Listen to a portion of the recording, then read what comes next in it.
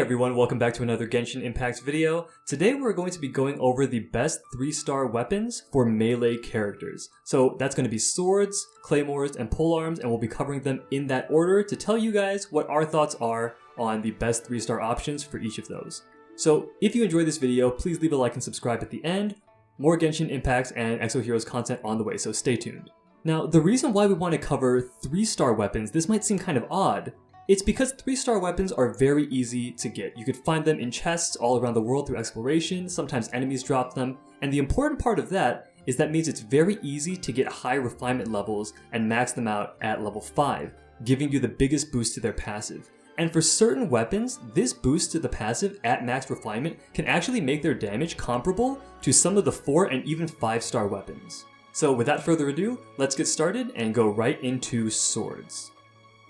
Now, the first thing to understand here is that Hao and I had a little bit of a disagreement with some of the swords on this list, and we're going to start out with the more contentious ones. That's going to be Fillet Blade and Cool Steel. So I'm going to go over Cool Steel first, which is my choice, and then Hao's going to jump in whenever he wants to present his argument for Fillet Blade. Let's focus on the max refinement passive here. Increases damage against enemies when affected by Hydro or Cryo by 24%. And so this is so strong, especially because we're considering 3-star weapons. These are weapons that you're going to get early on in the game. So you can get Barbara for free. Great, she heals you, she gives you a Hydro aura that makes all the enemies around you wet in melee range, which a sword user would have, as well as Kaya, who's also a freebie, and he has a low cooldown E that's a frontal cone in front of him with Cryo, as well as his Q, which creates icicles that float around him and apply Cryo. So I think that with that combination of free-to-play characters, it already makes it super easy to utilize the passive and get that 24% damage increase to basically 100% uptime. And honestly, this works with other heroes as well, since they only need to have Hydro and Cryo affected on the enemy, and not necessarily have the hero you're using be Hydro or Cryo. So overall, I think this is much more consistent across more team comps, and will just give you more predictable overall damage, as opposed to the Fillet Blade. Alright. In my opinion, I think the Cool Steel also is a pretty good choice, and especially in co-op content where you can get Cryo and Hydro elements on the opponents all the time. I think in those cases, Cool Steel definitely a very good choice. Fillet Blade, in my opinion, is one where it really shines a little bit more in single player modes, because what it allows you to do is not rely on any elemental reaction or any specific elements, right? It just does more damage. Of course, the cooldown at level 5 refinement is 11 seconds, but in my opinion, if you're a single player who is exploring the world, you're probably going to run a team where you swap different characters all the time. So the 11-second cooldown really doesn't matter all that much. If I have a character such as Xinqiu, for example, I can easily swap in Xinqiu and then try to get this massive amount of bursty damage, right? 400% attack to a single target. Get that damage out, use my E, and then swap out to another hero, for example Diluc, to do more damage, and then swapping a few seconds later to again take advantage of this. So in my opinion, those are the situations where Fillet Blade really shines and can have pretty substantial damage output because of how bursty it is. Of course, if you're in a co-op mode and your character is always out there, and you know someone on your team has either Cryo or Hydro damage, then sure, Cool Steel would be a fine choice to do. But now, let's talk about our next sword, which in our opinion is the best by far. And that's going to be Dark Iron Sword. And in our opinion, Dark Iron Sword is one of those swords that really allows you to have a very consistent and very balanced play. So first of all, let's take a quick look at the stats. 39 attack, 31 elemental mastery, pretty good. But the ability itself, upon causing an overloaded superconduct electrocharged or electro-infused swirl reaction, increases base attack by 40% for 12 seconds. So as you can tell, this one really packs a punch, and in our opinion, it's one of those balanced weapons where it just brings damage in many different ways. First of all, the elemental mastery allows your hero to really take advantage of that and do a lot of elemental damage through reactions and things like that, so that's great. But on top of that, if you can somehow activate one of the electro-related reactions, then it increases your base attack by 20% too. So now it makes your auto attack, your charge attack, do more damage. And 12 seconds is a very solid duration as well. So overall, when you look at this, just a very, very solid weapon to have, whether you're focusing on auto attack or elemental reaction. Right, so I think a couple more advantages of having this weapon is the fact that you don't really have any disadvantages from swapping out or keeping him on the field, right? Because if you do get the elemental reactions off, then you get more base attack and you're going to be doing more damage swinging your sword around. On the other hand, the elemental mastery makes it so that even if you do want to swap out, you're still getting that burst from your skills to take advantage of when you're using a different character on the field. And the last thing is, there is actually no cooldown on the passive. So even though it only lasts for 12 seconds, as long as you're consistently, every 12 seconds, getting those electro reactions off, then you're going to have base attack increase by 40% consistently. Now, our honorable mention here is going to be a sword that we think has amazing scaling potential into the late game, and is just great for auto attackers in general. And that's going to be Harbinger of Dawn. So this sword starts out with 39 base attack and crit damage substat with 10.2%. But the passive is the most important part. When HP is above 90%, increases crit rate by 28%. And if you've played Genshin for any amount of time, you'll know how difficult it is to get crit rate. It's hard to get on artifacts and it's rare to find on weapons. So to have a 3-star sword that gives you 28, almost 30% crit rate at a relatively easy 5 refinement level is very, very valuable. Now, again, the problem with this is this only kicks in when your HP is above 90%, which in most content in this game, if you get hit even 1 or 2 times, you're going to be below 90%, and you're going to have to swap out to heal, which is suboptimal. So this weapon is definitely one that we recommend for players who are very mechanically intensive, who are able to keep track of everything on the field, dodge those big attacks, kite enemies effectively while in melee range, and has a high ceiling of execution, but if you could hit that ceiling, then Harbinger of Dawn is going to give you DPS like no other sword. Yeah, I agree. With that being said, those are our thoughts on the best swords to use at 3-star, but now let's move on to our next segment, which is going to be Claymores. Alright, so with Claymores, we're going to start with Debate Club and the Skyrider Great Swords. These are, in our opinion, pretty close, but I'll talk a little bit about Debate Club because I do like that one over Skyrider, and I'll let Edward cover the other. So when it comes to Debate Club, in my opinion, it brings really consistent damage. When we look at the ability here, after using an elemental skill, normal or charge attack, on hit deal additional 60% and scales up all the way to 120% attack damage in a small area. And this effect lasts 15 seconds, damage can only proc every 3 seconds. So when you look at this, the ability activates after elemental damage and it lasts 15 seconds. What that means is, essentially for most of the characters in this game, 15 seconds is enough for their elemental skills to cooldown. That means you can pretty much have this ability activated all the time if you do choose to keep your Claymore character on the field. Additionally, every 3 seconds you can proc additional damage. That's pretty good too. 120% is no joke, and it's AoE as well, so very solid damage output. You might say that every 3 seconds it's a little bit slow, but frankly, Claymore heroes are also the ones who have relatively low attack speed, so you're not really missing out all that many attacks in between every 3 seconds.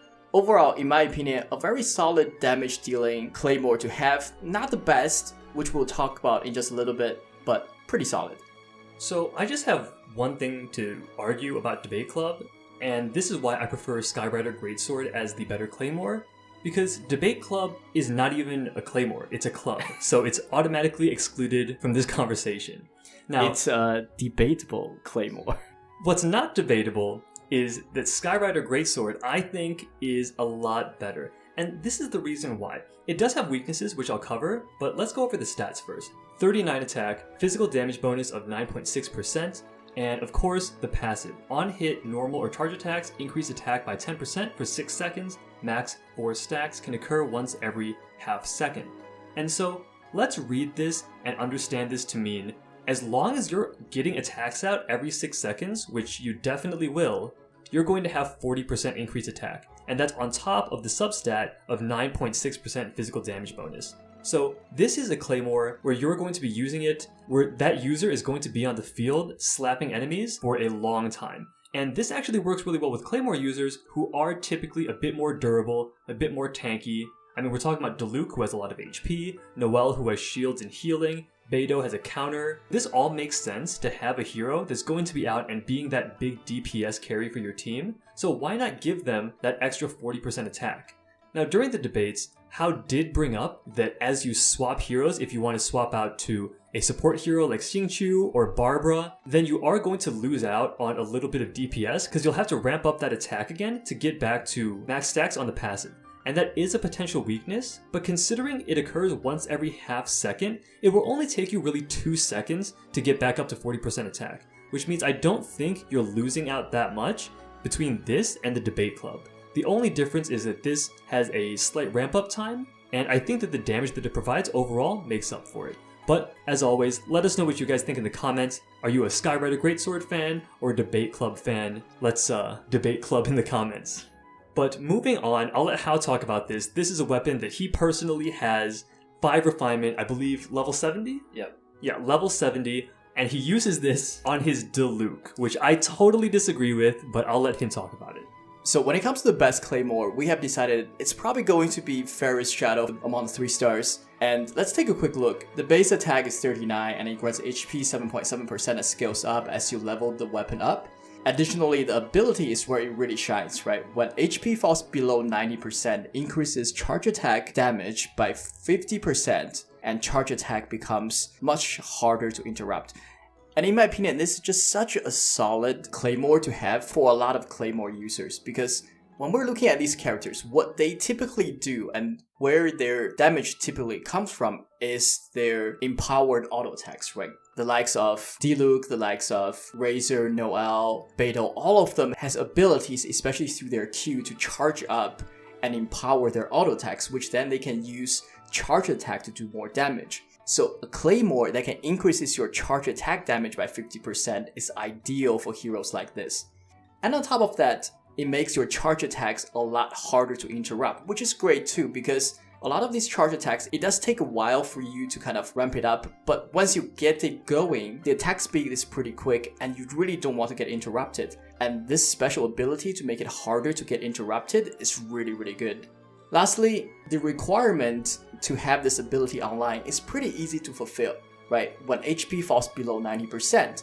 Given that these are heroes that you're going to be throwing into the midst of everything, it's going to be the ones who the enemies are chasing all the time, likely you're never going to be at 100% or above 90%. So it's not difficult to satisfy this 90% requirement, which means you're always going to have this additional charge attack damage, and in my opinion, very, very solid.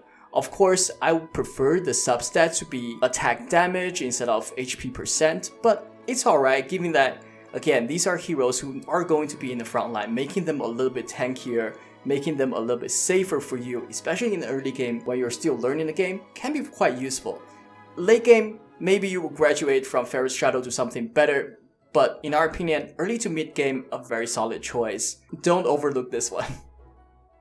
Alright, so now moving on to the last section, and that is going to be Polearms. Now this section is going to be blessedly short, because currently there's only one polearm user in the game, that's Xiangling. We have Zhongli coming over the horizon, hopefully pretty soon, but for now we're just stuck with the chef from Liyue. And so with that in mind, there's also not that many options for 3-star polearms. There's only 3 3-stars, Black Tassel, White Tassel, and Halberd. And so, if you guys have had exposure to these 3 weapons, you're going to know which one is going to be the best, and that's obviously White Tassel. 39% attack puts squarely in between the other 2 options. It has crit rate as a substat, which is fantastic, and most importantly, the passive. Increase normal attack damage by 48%. This is just insane. It's 48% normal attack damage, straight up, no strings attached, all the time.